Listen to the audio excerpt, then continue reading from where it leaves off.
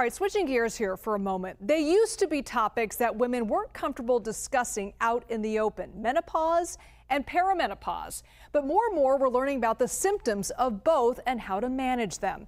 Enter board-certified OBGYN and certified menopause specialist, Dr. Mary Claire Haver, who wrote the #1 New York Times bestseller, The New Menopause. She's also educating millions of women and men on social media. Take a look. Number one, you are most likely not prepared for your oncoming menopause. I hear every day from women that they wish they would have known. You need to educate yourself. And Dr. Mary Claire Haver joins me live. Dr. Haver, great to see you. My entire team is fangirling over you right now, you should know. Thanks to your advocacy, more and more women are coming to understand how much their hormones impact almost every aspect of their minds and bodies. And a new study, in fact, just came out about how menopause can impact hearing and cognition. Can you explain the correlation and how much a role hormones play in really everything? So it turns out, and this was not something I was taught in medical school or even in my OBGYN residency program, we have estrogen receptors in almost every organ system of our body. And I get an alert on PubMed every day, every time menopause or perimenopause is mentioned in a new article. And one just came out this week where they were able to track the estrogen receptors from the cochlea in the inner ear all the way through the auditory processing in the brain, center in the brain, and that we lose the protection that estrogen gives us against age-related hearing loss. So we see an acceleration of hearing loss across the menopause transition. And we've identified clearly that hearing loss is a risk factor for Alzheimer's and dementia as well. So there's a lot of interest in like, okay, what would hormone therapy possibly be able to do to mitigate some of this hearing loss?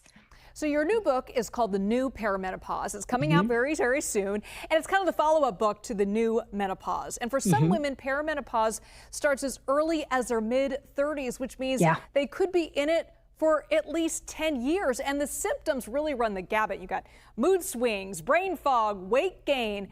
And oftentimes, lab work doesn't reflect what's really going on and what these women are feeling.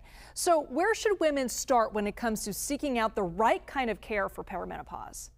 Well, I think it's important that women all understand that there's not a great system in place right now to train regular physicians as to how to manage perimenopause. I learned nothing about perimenopause in my training program and just the barest minimum of menopause. So you're going to have to find someone who has sought training outside of the traditional programs. And the Menopause Society at menopause.org has a list of certified providers. So that's a great place to start. It really is important why I wrote the book, to educate yourself. First of all, so you're not blindsided. So many women kind of go through this fogginess, increasing anxiety, depression, disrupted sleep, weight gain, and not really understanding what's happening to their own bodies, and have told me time and time again, both my patients and on social media, if I just would have known, I would have done this differently. I would have understood and maybe started intervening sooner. So it's really important that you find a resource to educate yourself, and The New Perimenopause was written for that. You've talked a lot about how hormone replacement therapy can be a game changer for so many women, both in perimenopause and menopause. After the FDA removed those black box warnings for hormone-based menopause drugs, now estrogen patches are in short supply for a lot of women. In many ways, that's a good thing because it means more and more women are seeking treatment. But how long do you think it's going to take for the medical community to catch up and have these drugs readily available for everybody? So our supply chain right now was not built for this. We only had a handful of manufacturers that were making the patches. But the good news is, and patches are really preferred for a lot of patients because of cost. They are generic, they're very affordable, and we have 5 different strengths, and they're transdermal, meaning we avoid the blood clotting risk that we might have with oral formulations. So the good news is estrogen's not gone, just this one form of the patch. We have gels, we have sprays, and we do have oral pills, which are really safe for the majority of patients. Okay, we got 30 seconds left. I got to ask you, folks out there wondering, I don't know where to start, but I know I don't feel right. I'm probably in perimenopause. What's one thing they could do today that might help them their symptoms before seeking assistance from a doctor?